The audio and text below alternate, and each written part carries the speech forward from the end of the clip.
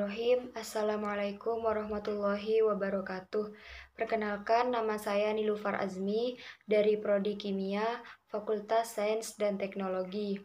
Kali ini saya akan menjelaskan hasil dari resum saya selama masa PBAK Universitas 2021, yang terdiri dari 6 materi dan beberapa poin. Materi pertama dengan judul Pengenalan Kampus Universitas Islam Negeri Maulana Malik Ibrahim Malang dengan nama pemateri Dr. Umi Sumbula. Sesuai dengan namanya, UIN Malang merupakan perguruan tinggi Islam negeri yang terletak di Kota Malang, Jawa Timur. Universitas ini berdiri pada 21 Juni 2004. Walaupun terdengar masih baru, universitas dulunya adalah cabang UIN Sunan Ampel, Surabaya, yang merupakan universitas Islam negeri pertama di Jawa Timur. Saat ini, UIN Malang memiliki 2 kampus dengan kampus 1 dikhususkan untuk program sarjana dan kampus 2 untuk program pasca sarjana. Dan untuk program studinya sendiri terdapat 6 fakultas dengan 23 program studi sarjana S1 dan 10 program studi pasca sarjana. UIN juga mempunyai 500 mahasiswa asing dan 20 program studi yang mendapatkan predikat unggul dan diwajibkan setiap mahasiswa mempublis kreasi mereka sehingga menambah visabilitasi UIN Malang. Adapun visi misi UIN Malang diantaranya terwujudnya pendidikan tinggi integratif dalam memadukan sains yang berpotensi internasional, mencetak sarjana yang berkarakter ulul albab dan menghasilkan sains teknologi seni yang relevan dan berdaya saing tinggi. Adapun hal yang membedakan antara kampus UIN Malang ini dengan kampus lain yaitu terdapat ma'had di dalamnya dan mempunyai bahasa asing, rumah tahfidz atau HTQ, Hay'atu Tahfidzil Quran, mempunyai rumah moderasi agama, dan perpustakaan yang memiliki ribuan e-book. Adapun juga dalam hal akademik atau proses pembelajaran meliputi SKS, skripsi, KKN, dan yang terakhir wisuda. Dan yang terakhir dalam hal mata kuliah atau proses pengembangan yaitu yang pertama pengembangan dasar, yang kedua pengembangan keislaman, yang ketiga pengembangan bahasa, yang kelima pengembangan filsafat. Tidak hanya itu, mahasiswa UIN Malang juga diharapkan tidak hanya memiliki prestasi akademik saja, tapi harus juga ada ekstra dan intra. Kemudian lanjut kepada materi kedua yang berjudul Rencana Masa Depan dengan nama pemateri Dr. Haja Ilfi. Pemimpin masa depan adalah orang yang menjunjung tinggi nama alma maternya dengan cara rajin belajar. Jadi, harus disiapkan terlebih dahulu apa rencana kalian semua, planning kalian ke depannya seperti apa. Di UIN ini kita dapat mengembangkan bakat dan minat kita. UIN sudah banyak mengeluarkan prestasi-prestasi terbaik di antaranya. Yang pertama, pengelola Blue terbaik 1 PTN, kemudian akreditasi institusi A, akreditasi Prodi 50%, sertifikasi internasional AUN KIA, Webo 2019 peringkat 2 PTKIN, Sinta peringkat 3 PTKIN, terbaik yang nomor 7 terbaik 1 sistem manajemen strategi PTKIN. Yang terakhir sertifikasi ISO. Kemudian lanjut materi ketiga dengan judul DEMA. Nama pemateri Farhan Adib Rosadi. DEMA adalah Dewan Eksekutif Mahasiswa dan merupakan organisasi berkewajiban untuk melaksanakan ketetapan Senat Mahasiswa Universitas. Adapun fungsi DEMA Universitas diantaranya, yang pertama sebagai pelaksana program organisasi kemahasiswaan, Yang kedua, sebagai lembaga yang berkoordinasi dan menginstruksi pelaksanaan kegiatan kemahasiswaan di tingkat universitas. Dan adapun juga tugas DEMA adalah yang pertama, melaksanakan program kerja organisasi yang sudah disepakati Senat Mahasiswa Universitas. Yang kedua, mengkomunikasikan dan menginformasikan kegiatan kemahasiswaan di tingkat universitas. Yang ketiga, melaksanakan koordinasi dan sinkronisasi kegiatan kemahasiswaan. Tidak hanya itu, DEMA juga memiliki beberapa program kerja di antaranya. Yang pertama, Sahabat Desa, Sapa Sekolah atau promosi. Yang ketiga, berkaitan dengan sosial atau politik. Nah, jika kalian berminat untuk mengikuti organisasi tersebut, harus memenuhi beberapa cara, di antaranya yang pertama, IPK minimal 3, dan memiliki SK kepengurusan minimal 1, kemudian siap terikat dengan komitmen dan berkorban demi DEMA. Kemudian, materi keempat, dengan judul SEMA, yaitu Senat Mahasiswa. Senat Mahasiswa adalah organisasi mahasiswa UIN Maulana Malik Ibrahim Malang yang berperan sebagai lembaga legislatif yang mengkoordinasi DEMA, UKM, dan HMJ. Adapun fungsi SEMA diantaranya yang pertama advokasi, yang kedua legislasi, yang ketiga pengawasan, yang keempat penganggaran. Tugas SEMA meliputi yang pertama mengawasi dan mengontrol DEMA, yang kedua memberikan persetujuan setiap kegiatan yang akan dilaksanakan oleh DEMA, yang ketiga memberikan pengesahan setiap laporan pertanggungjawaban setelah selesai agenda tersebut.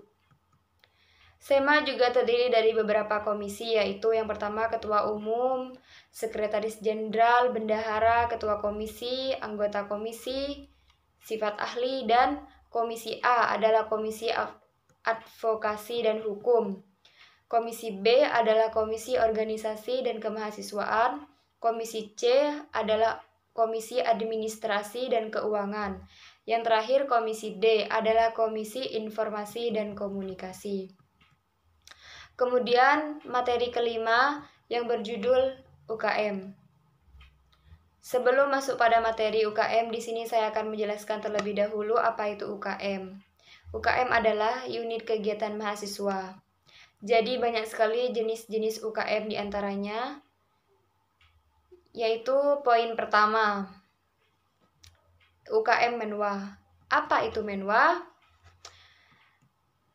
Menwa adalah sejarah yang diawali pembentukan oleh Jenderal A.H. Nasution tahun 1959 di Jawa Barat. Walawa dilatih di Kodam Siliwangi. Widya Kasrena Dharma Sida adalah semboyan Resimen Mahasiswa Indonesia, memiliki arti penyempurnaan pengabdian dengan ilmu pengetahuan dan ilmu keprajuritan. Panca Dharma Satya merupakan janji Resimen Mahasiswa. Warna ungu merupakan warna baret yang memiliki makna mulia, berpengetahuan, dan terpelajar. Kemudian, asas dan dasar pendirian Menwa adalah Pancasila dan Undang-Undang Dasar Negara Kesatuan Republik Indonesia. Kemudian, poin kedua, UKM Pramuka. Adapun visi dan misi UKM Pramuka adalah yang pertama, meningkatkan kualitas dan pendidikan. Yang kedua, menerapkan nilai-nilai ulul albab tersendiri. Kemudian, UKM Pramuka juga memiliki program kerja meliputi yang pertama, anjang sana atau bermain-main mengunjungi pramuka lain. Yang kedua, perkemahan wirakarya. Yang ketiga, temu alumni atau family gathering. Yang keempat, musyawarah pandega. Dan juga beberapa tugasnya, yaitu yang pertama rapat kerja, yang kedua rapat bulanan, yang ketiga rapat internal, yang keempat rapat anggota. Kemudian poin ketiga, UKM KSR PMI Unit UIN Malang. UKM KSR PMI Unit UIN Malang merupakan UKM yang bergerak di bidang kemanusiaan, kekeluargaan, dan kemanfaatan. UKM ini berdiri ketika Zainal Abidin dan Mustafa yang menduduki jabatan sebagai Senat Mahasiswa diminta mengisi materi tentang P3K pada anggota baru Pramuka FT IAIN Sunan Ampel Malang pada bulan November 1990. Adapun struktur kepengurusannya, yang pertama ada ketua umum, wakil ketua umum, sekretaris, dan bendahara. Dan meliputi program kerja yaitu yang pertama rapat bulanan, kartu kendali, pengukuhan AK, dan Mustafa, dan Dais Natalis. Kemudian poin selanjutnya UKM Koperasi yang memiliki visi dan misi. Yang pertama, menjadikan Koperasi Mahasiswa Padang Bulan UIN Malang sebagai koperasi yang mandiri, aspiratif, dan menjadi wahana pengembangan usaha serta pengkaderan generasi yang berideologi koperasi. Kemudian, meningkatkan kesejahteraan anggota dan membangun jiwa koperasi dan entrepreneurship. Kemudian poin selanjutnya UKM Paduan Suara adalah unit kegiatan mahasiswa di tingkat univ dan merupakan lembaga otonom dengan tujuan membentuk kader-kader Islami. Adapun macam-macam divisi, yang pertama ada gambus, sholawat, nasyid, kaligrafi, kiroah, MC, dan qosidah. Kemudian poin selanjutnya yaitu ada UKM teater atau kesenian, dan UKM rekreasi atau reosil, dan poin selanjutnya UKM junior. UKM junior merupakan salah satu unit yang memfasilitasi mahasiswa dalam bidang olahraga. Adapun cabang-cabang olahraga yaitu ada PSB junior, Persatuan Sepak Bola Junior, ada PBV junior, Persatuan Bola Voli Junior, dan juga ada PBT Junior, Persatuan Bulu Tangkis, dan ada PTM Junior, Persatuan Tenis Meja, PBB Junior, Persatuan Bola Basket, dan PST Junior, Persatuan Sepak Takraw, PC Junior, Persatuan Catur. Kemudian poin selanjutnya UKM Komusi. Di sini ada dua cara, yaitu spesifikasi dan non-player. Spesifikasi diantaranya ada vokal, gitar, bass, keyboard, dan lain-lain. Kemudian non-player diantaranya event organizer, MC, multimedia, dan home recording. Kemudian poin selanjutnya UKM Taekwondo. UKM Taekwondo ini memiliki visi dan misi yaitu menyelenggarakan program latihan taekwondo secara rutin dan intensif sebagai pembentukan generasi yang berprestasi, kuat fisik, mental sehingga mampu bersaing dan berjuang dalam kehidupan serta mampu mengaplikasikannya sebagai ilmu murni maupun terapan. Biasanya taekwondo ini latihan dalam 1 minggu itu ada 5 hari, dan untuk maba secara daring yang akan dilatih oleh pelatih yang kompeten, dan untuk mahasiswa lama langsung secara tatap muka, tetapi tetap mematuhi protokol kesehatan. Adapun moto taekwondo ini adalah aku tidak menganggap diriku nomor 1, tapi aku juga tidak mau diriku nomor 2. Kemudian UKM fotografi. Adapun kegiatan intinya meliputi yang pertama open recruitment, yang kedua ada diklat, yang ketiga pameran, yang keempat milad JC, yang ketiga hunting besar, yang keenam Mustang. Kemudian poin selanjutnya yaitu UKM Simfoni FM. UKM ini mengajak kita untuk mendengarkan lagu-lagu seperti lagu bahasa Indonesia, bahasa Inggris, Korea, dan lain-lain. Dan juga ada pelatihannya. Kemudian poin selanjutnya UKM UAPM. UAPM adalah unit kegiatan mahasiswa yang bergerak di bidang jurnalistik. Adapun keanggotaan unit inovasi terdiri dari yang pertama anggota magang, yang kedua anggota tetap, yang ketiga anggota sah, yang keempat anggota kehormatan, kemudian yang terakhir anggota demisioner.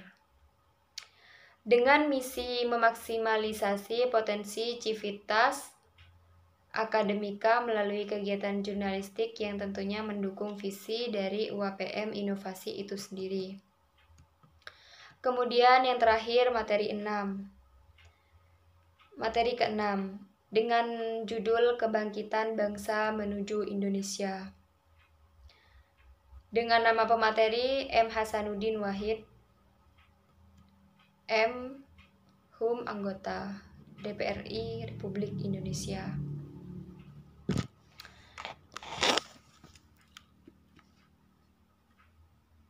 Pada era kemerdekaan, kebangkitan nasional mampu menjadi ruh gerakan perlawanan terhadap hegemoni penjajah. Pasca kemerdekaan internasional menjadi inspirasi pelaksanaan pembangunan bangsa. Di era reformasi membawa Indonesia menuju pengelolaan negara yang lebih terbuka dan demokratis. Dalam konteks ini, makna kebangkitan nasional seyogyanya diarahkan menjadi faktor pemadu untuk mengembangkan demokratisasi di segala bidang, mewujudkan keadilan, penegakan hukum, kemakmuran, dan kesejahteraan. Berikut adalah hasil dari resume saya. Semoga bermanfaat bagi kita semua. Jika ada kata-kata yang tidak berkenan, mohon dimaafkan. Wabillahi taufiq wal hidayah. Assalamualaikum warahmatullahi wabarakatuh.